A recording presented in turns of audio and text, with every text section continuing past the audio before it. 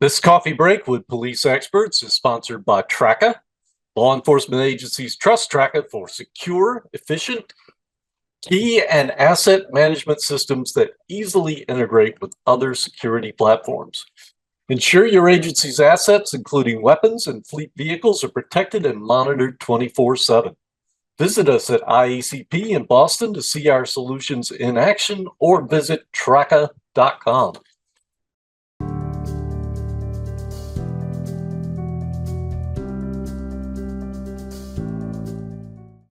I am Wayne Parham of Police Magazine, and this is Coffee Break with Police Experts. Today we are joined by Mo Canady, Executive Director of the National Association of School Resource Officers. He is a former school resource officer and longtime supervisor of the School Services Division of the Hoover, Alabama Police Department. Today he will share with us how active shooter situations in schools throughout the years have changed the planning, training, and responses by SROs. Thank you for joining us today, Mo. Thanks, Wayne. Glad to be with you. Well, I don't want to take much of your time today, and I know you can really pack a lot of good information in, so we're just going to keep it simple with a handful of questions. Right. Not too long ago, I asked you how the response to the school shooting in Uvalde, Texas, may have changed SRO planning and tactics, but really, you've taught me the impact of school shootings goes back much further. How have you seen the world of SROs change through the years as related to active shooter scenarios? I think in most instances that have come across my desk, I've seen SROs perform extremely well from a tactical standpoint, especially in a solo response in an active shooter situation. So I think we've really seen that evolve. When we look at the Uvalde situation as an example, we know that there was not an SRO there on the scene when the shooting started.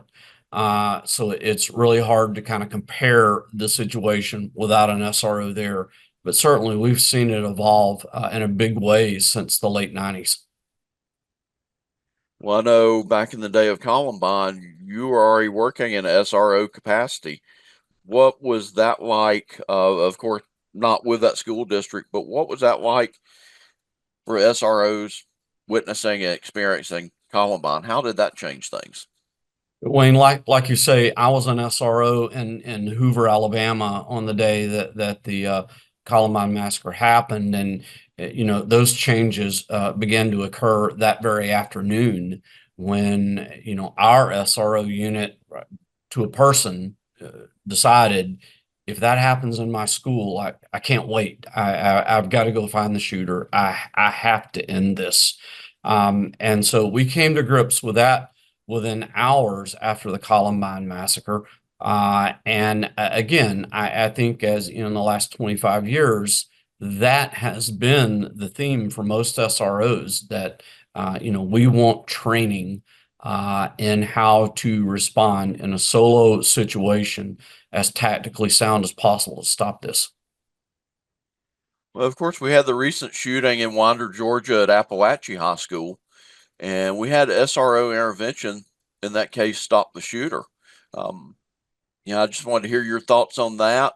Of course, it didn't turn into a shootout like it could, but there are many times, often many don't receive as much media attention. But can you kind of touch on some of the times where SROs engaging the shooter has stopped the act?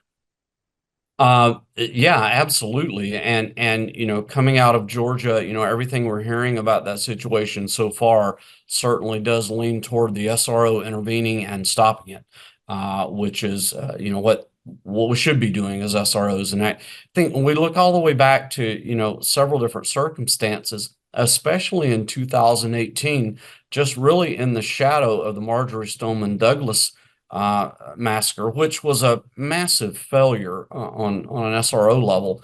But just about a month later, a school shooting in St. Mary's County, Maryland, with an SRO there. SRO responds and stops the shooting, stops the shooter. Dixon, Illinois, during the same time frame, SRO responds, stops the shooter.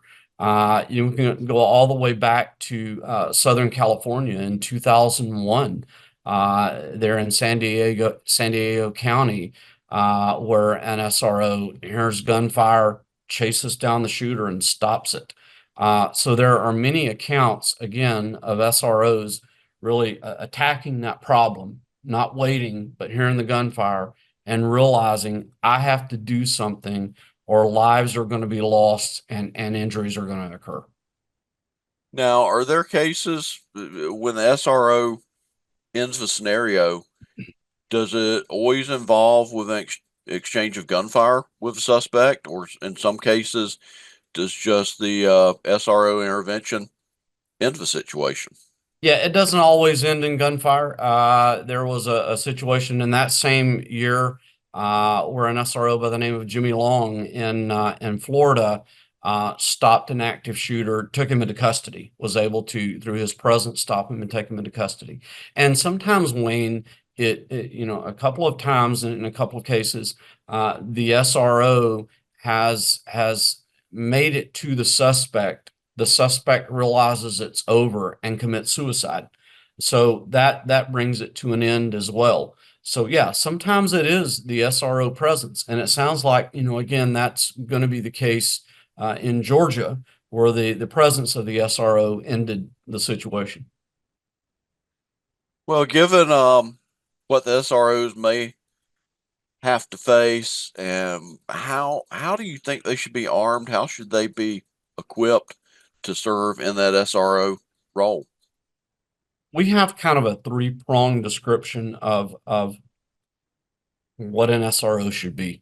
They should be carefully selected. It's a unique position, so it takes a unique officer. They should be carefully selected. They should be specifically trained to do the job, which includes dealing with an active assailant. And then the third part, to answer your question, to get to the point, they should be properly equipped.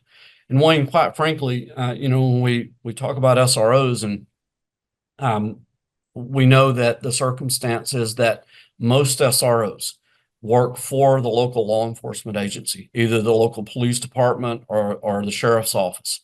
And our view on that is they should be equipped in the same way as the other officers or deputies that are within that agency. One of the questions comes up quite often about long guns. We're not, at least at this point, at a place where SROs are walking around with long guns all day. I hope we don't have to get there. But certainly there's been questions about should SROs have access to a long gun, and our position on that is absolutely they should have access. But we've got to figure out, the right ways to do that. And some of them do that through a proper gun safe in their office. And then some, of course, it's locked in the car. In both those circumstances, one of the things that we have to reckon with a little bit is, unless we're in the right place at the right time to be able to grab that weapon, we're probably in a circumstance where we're going to have to do business with our handgun. So I guess it's up to the officer based on the scenario, situation, stimulus they hear or observe to respond with what they have at hand and be properly and thoroughly trained in that case as well. Yeah, absolutely. Well, we see some departments, some communities better arming SROs. But on the flip side of that, we have some districts they're taking officers out of school, removing SRO programs. For those chiefs, those sheriffs who have to deal with a school board who has either already removed SROs or other officers from the school, or they're planning to, for those law enforcement leaders, what would you share with them? Is there anything they can do to shape that conversation? Yeah, I think that I hate to be so harsh about this, but I think the question has to be to that school board that believes it's the right idea to remove the protector. Can you live with a circumstance where there's loss of life to students and staff that could have otherwise been stopped by having that armed presence there, that professional armed presence as a school resource officer? This is very real. Guns are being brought to school every day.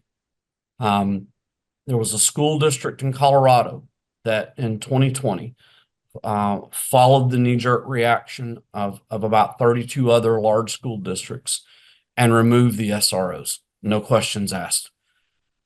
Fast forward a couple of years, they've got school administrators searching a young man for weapons every day.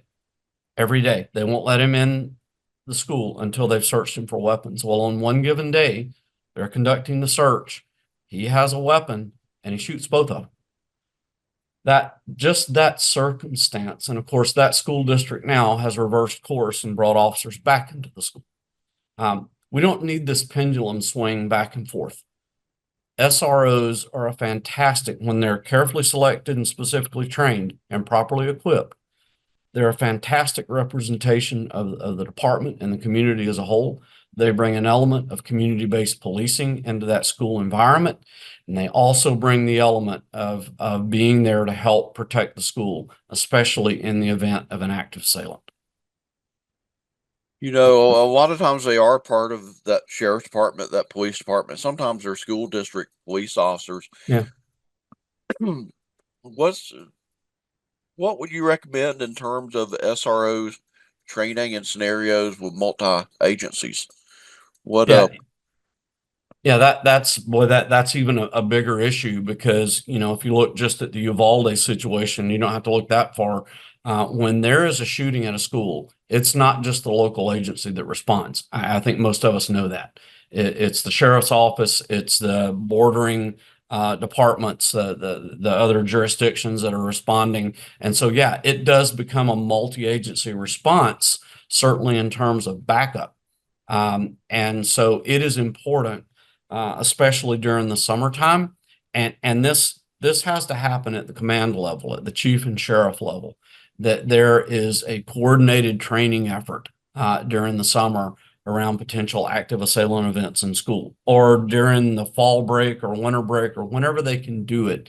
It is important that if nothing else, leaders of those agencies are setting down over a tabletop exercise, if nothing else. And I'm guessing in some of the more rural areas, you might even want to wrap in adjoining agencies. Say if a sheriff's office has an SRO program, I guess there's no reason why they couldn't call on assets from a next door neighbor. 100%.